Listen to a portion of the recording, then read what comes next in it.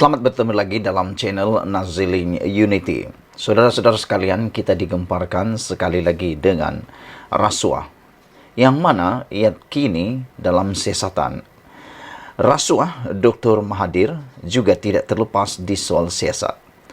Sebelum ini, banyak kata-kata orang ataupun naratif yang kita dengar, kononnya kalau sudah bergelar tun tidak akan disiasat lagi, atau dengan kata lain kononnya lut kepada undang-undang. Nampaknya apa yang kita dengar, naratif-naratif itu kini semuanya tidak benar lagi. Dibuktikan tidak benar kerana apa yang didedahkan ini akan pastinya membuatkan Tun Mahathir Mohamad mungkin akan lebih menyesal menyaman Anwar Ibrahim, ataupun lebih banyak peranan atau lebih banyak pendedahan-pendedahan yang luar biasa berkaitan dengan kepimpinan Tun Mahathir selama 22 tahun yang lampau. Rasuah menurut laporan ini, Dr. Mahathir juga tidak terlepas di soal siasat. Dipetik dari Sinar Harian. Inilah yang kita mahu sebenarnya, tindakan SPRM seperti inilah yang kita mahu, yaitu tindakan tanpa memilih bulu.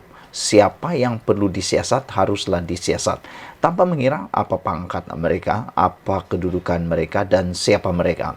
Kerana kita di Malaysia, kita mempunyai hukum, kita mempunyai undang-undang yang sama rata, setara kepada semua orang. Tidak ada yang besar, tidak ada yang kecil. Itu sebabnya Tun Mahathir Mohamad yang mungkin menganggap dirinya tidak akan dapat disentuh oleh sesiapa. Mungkin Tun Mahathir menganggap beliau tidak akan dapat dilawan oleh sesiapa. Tetapi nampaknya apa yang disangka itu tidaklah kesampaian. Tun Mahathir juga tidak terlepas di soal siasat. Ketekadan kerajaan perpaduan dalam membenteras rasuah kini terbukti melalui penyiasatan terhadap beberapa tokoh dan kepimpinan besar negara, termasuk bekas Perdana Menteri Tun Dr. Mahathir Mohamad. Perdana Menteri Datuk Seri Anwar Ibrahim menegaskan siasatan ke atas bekas Perdana Menteri termasuk Dr. Mahathir dilaksanakan Suruhanjaya Pencegahan Rasuah SPRM dilakukan sendiri agensi penguatkuasa itu secara bebas dan berkecuali. Anwar berkata ia sejajar dengan peranan SPRM yang melaksanakan tugas berlandaskan prinsip keadilan dan undang-undang. Orang yang menganggap ini sebagai siasatan bermotif politik harus melihat kepada fakta dan bukan sentimen politik untuk kelirukan rakyat. Kalau nyata dari segi siasatan, ada kes yang dianggap berprofil tinggi dan mempunyai alasan cukup kukuh untuk didakwa, itu tugas SPRM dan Jabatan Peguam Negara, kata beliau pada sidang Dewan Negara pada Isnin. Sabtu lalu, SPRM memaklumkan akan meneliti unsur kesalahan rasuah berhubung dakwaan isu pembelian kontrak gantian optik RM 214.2 juta kepada syarikat yang dikaitkan dengan Dr. Mahathir Mohamad. Ketua Pesuruhjaya SPRM Tan Sri Azam Baki berkata, siasatan akan dijalankan sekiranya asas itu wujud mengikut kesalahan rasuah. Sementara itu, Anwar dalam pembelaan terhadap saman fitnah Dr. Mahathir pada Khamis yang lalu terhadapnya membangkitkan isu pemberian kontrak gantian optik RM 214.2 juta kepada Opcom Kabel Sdn Bhd, syarikat yang dikaitkan dengan Dr. Mahathir Mohamad. Presiden PK itu mendakwa anak sulung Dr. Mahathir, Datuk Mirzan, menjadi pengarah Opcom Cables dari 1994 hingga 2021. Anak kedua Tan Sri Muhzani menjadi pengarah dari 2009 hingga 2019. Anak ketiganya yaitu Datuk Sri Mukriz menjadi pengarah dari 1994 hingga 2019. Dan isteri Mukriz, Datin Sri Nurziata Zakaria, menjadi pengarah dari 1995 hingga 2021. Dr. Mahathir adalah Perdana Menteri dan Menteri Kewangan ketika kontrak itu diberikan. Selain itu, Dr. Mahathir Selain Dr. Mahathir, Tan Sri Muhyiddin Yassin juga pernah disoal siasat berkaitan kes salah guna dana kerajaan program Jana Ekonomi Pemerkasaan Kontraktor Bumiputra Berwibawa Jana Wibawa pada 9 Mac lalu. Bagaimanapun, usaha yang dibawa kerajaan perpaduan itu dipuji bagi membersihkan anasir negatif tersebut. Namun diharap ia bukan dendam yang akhirnya memakan diri masing-masing. Saudara-saudara sekalian, oleh itu hari ini kita amat gembira apabila tiada lagi keistimewaan kepada sesiapa dalam mana-mana siasatan. Dr. Mahathir sekalipun yang mempunyai pangkat tun pun tidak akan terlepas daripada siasatan. Beginilah negara Malaysia yang kita kehendaki, yang kita impikan. Tahniah, terima kasih kepada Datuk Seri Anwar Ibrahim atas kesungguhan untuk melawan dan menghapuskan rasuah. Selamat malam, salam sejahtera. Terima kasih karena bersama dengan saya di Nazilin Unity Channel. Ini satu lagi pendedahan daripada Anwar Ibrahim untuk Mahathir Mohamad. Wah, saudara-saudara sekalian, seperti yang sering kali saya kata dan juga penganalisis lain pun mengatakan bahwa tindakan Mahathir menyaman Anwar Ibrahim membawa kepada kerugian kepada Tun Mahathir. Hal ini kerana ianya akan terus diratib oleh Anwar Ibrahim di mana-mana. Itu yang pertama. Yang kedua, ada peluang untuk Anwar Ibrahim bagi membuktikan bahawa Mahathir Mohamad sebenarnya mempunyai isu yang pelbagai. Kalau Mahathir tidak menyaman Anwar Ibrahim, maka Mahathir tidak akan Anwar maksud saya tidak akan mempunyai peluang untuk mendedahkan apa yang berlaku terhadap Anwar Ibrahim, Mahathir Mohamad. Tapi oleh kerana Mahathir sendiri membawa isu ini ke mahkamah, jadi secara tidak langsung Anwar Ibrahim terpaksa membuktikan dakwaan tersebut dan secara tidak langsung akan membongkar setiap daripada perkara yang berlaku sejak daripada Anwar Ibrahim mendedahkannya. Saudara-saudara sekalian, mungkinkah Mahathir Mohamad tidak menyangka bahawa Anwar Ibrahim memang benar-benar memiliki fakta dan bukti yang menunjukkan pelbagai perkara atau salah laku yang mungkin pernah dibuat oleh Mahathir ketika menjadi Perdana Menteri. Terkini, Anwar Ibrahim mengatakan bahawa siasatan terhadap Tun Mahathir itu profesional, tiada unsur politik, kata Anwar Ibrahim. Datuk Seri Anwar Ibrahim menegaskan kaedah siasatan yang dibuat ke atas bekas Perdana Menteri Tun Dr. Mahathir Mohamad oleh SPRM dilaksanakan secara profesional tanpa ada unsur politik, kata Anwar lagi. Perdana Menteri berkata, arahan beliau sangat jelas yang mana badan penyiasat itu perlu melaksanakan tugas berdasarkan fakta dan mengikut lunas undang-undang. Kata beliau, jangan pula dipersoalkan apabila disoal siasat oleh badan penyiasat sama ada LHDN, SPRM, Bank Negara dan Polis Diraja Malaysia. Ini saya setuju. Jangan persoalkan apabila disiasat. Kata setiap kali siasatan dibuat, pasti alasannya sama satu saja, yaitu bermotifkan politik. Jadi kata Anwar Ibrahim, disiasat pun tak boleh, tak disiasat pun tak boleh. Kalau disiasat, nanti mereka cakap akan menjadi motif politik. Tapi kalau tak disiasat, sampai bila-bila pun perkara itu tidak akan ada penyelesaian. Jadi lebih baik siasat sajalah. Yang pentingnya tidak bermotifkan politik, kata Anwar Ibrahim. Kata beliau lagi, kita lihat kepada fakta. Jika ketika memegang kuasa, kita menggunakan kuasa itu untuk memberi kontrak kepada anak pinak, ahli keluarga dan kroni, serta mengkayakan diri, jangan dipersoalkan siasatan dan katakan ini tohmahan politik. Sedangkan kekayaan itu tidak dapat diterangkan dengan jelas.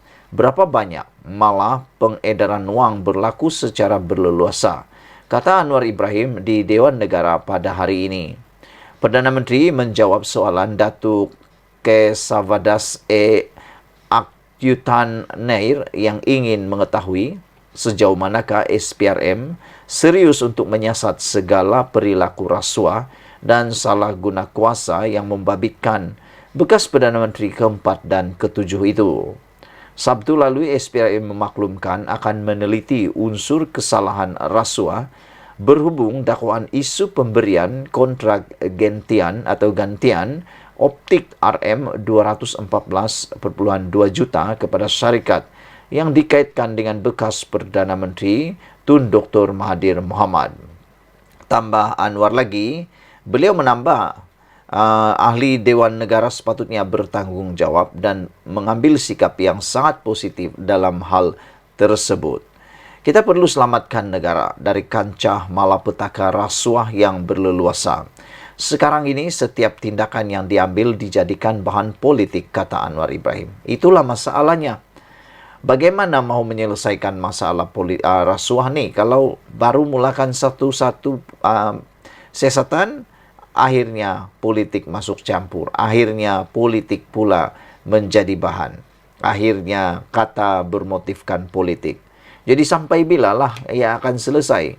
Bagi orang-orang biasa yang tak terlibat dengan politik, mudah. Tapi kalau melibatkan ahli politik, nanti dikata pula bermotifkan politik. Tapi patut dan perlu dipertanggungjawabkan. Kita perlu selamatkan negara, kata Anwar Ibrahim, dari kancah malapetaka rasuah yang berleluasa. Saya sangat setuju. Negara Malaysia ini memang kaya. Macam yang Anwar kata sebelum ini.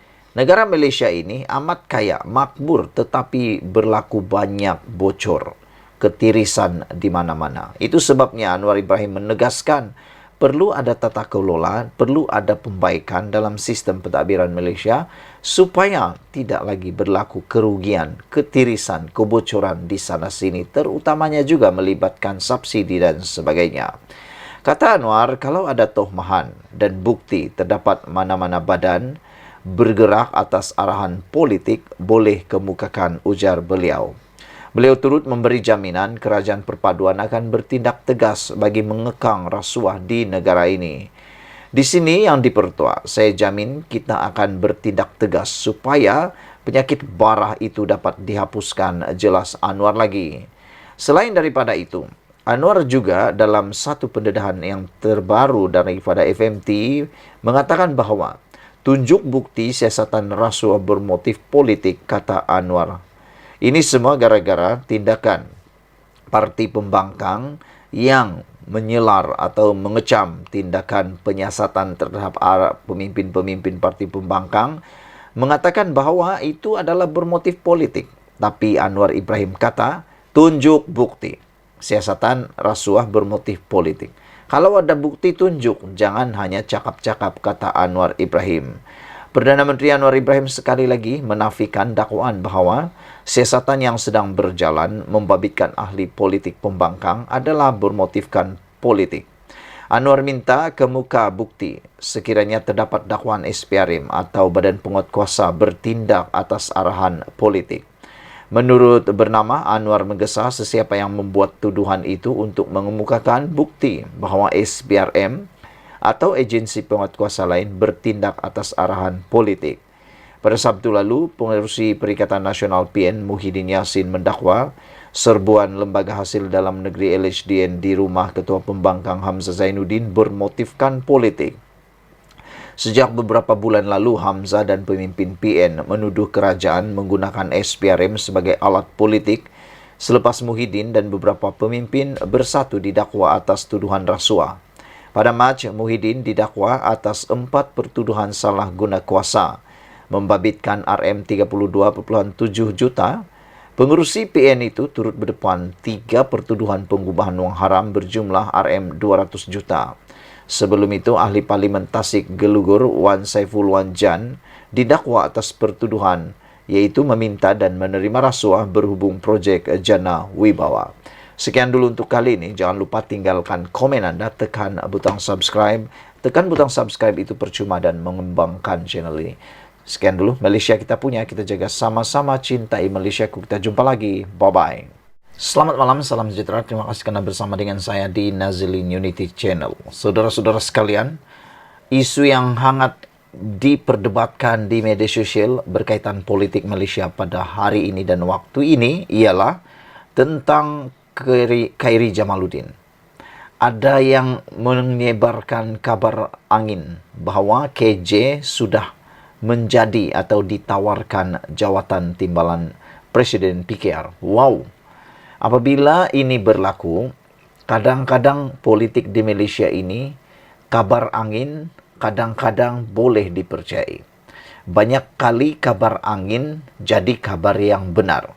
Banyak juga kabar yang benar sebenarnya tidak benar. Akhirnya kabar angin pula yang jadi benar. Jadi saudara-saudara sekalian, kabar angin yang bertiup kencang, kononnya KJ ditawarkan menjadi timbalan Presiden PKR, telah pun dinafikan oleh PKR. Jadi kalau ada lagi kabar-kabar angin itu, mungkin itu benar-benar hanyalah spekulasi semata-mata. Namun, menjadi perdebatan dalam media sosial ialah sejauh mana Khairy Jamaluddin akan menyertai PKR atau membuat parti baru atau menyertai Perikatan Nasional. Sebelum kita teruskan ulasan hebat malam ini yang menarik ini, saya mahu minta tolong daripada anda semua. Anda memilih mana satu yang sesuai untuk Khairy Jamaluddin. Adakah Khairy Jamaluddin patut memilih untuk menyertai PKR dan bersama Anwar Ibrahim dalam kerajaan perpaduan? Atau pilihan yang kedua, adakah Khairy Jamaluddin perlu menyertai Parti Bersatu dan bergabung dengan Parti Pembangkang, yaitu Perikatan Nasional bersama dengan Muhyiddin Yassin?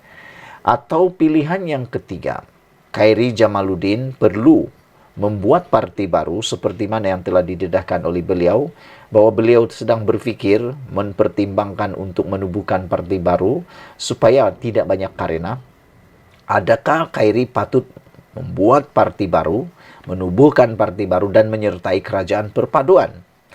Atau menyertai kerajaan atau menyertai pembangkang Perikatan Nasional? Ataupun pilihan yang keempat yang mungkin lebih ekstrim daripada segala-galanya ialah Khairy Jamaluddin berehat dulu daripada parti politik dan menumpukan perhatian kepada kerja beliau sebagai seorang DJ dan juga perlu untuk mencari ruang bagi mencari semula hala tuju politik beliau.